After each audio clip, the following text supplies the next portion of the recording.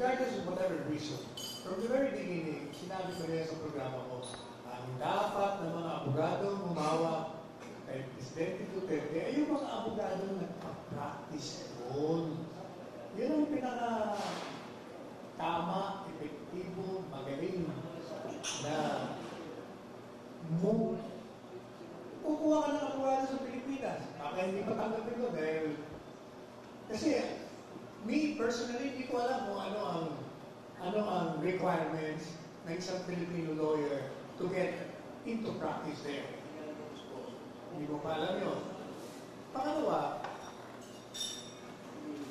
yung procedure doon, hindi mo alam din. Kasi ibang procedure nila doon. Pero mo, alam niyo wala, pati hearsay tinatanggap doon.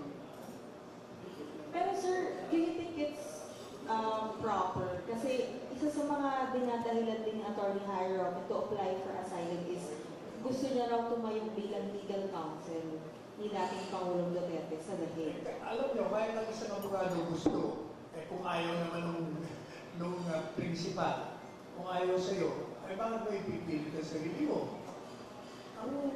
Ang mahalaga doon, yung kung sino ang gusto nung kliyente. Kung ayaw ng kliyente, bakit mo ipipilit ka sa sarili mo? Ayaw mo hindi ko alam kung ang alam ko, ang nag-announce ay si VP Inday Sara. Si VP Inday Sara ang siyang bumubuo ng team. Dapat, bigyan mo ng laya ang kliyente o yung anak ng kliyente ang bumuo ng legal team. Alam mo, dapat ako, ever since sinasabi ko ng But sir, to begin with, do you have an idea? Did VP Sara reach out to Harry Roque to go there? Wala. Because he's also... Wala akong alam yan. I have not talked to Inday regarding that. Hindi kami nag-uusap ko muna.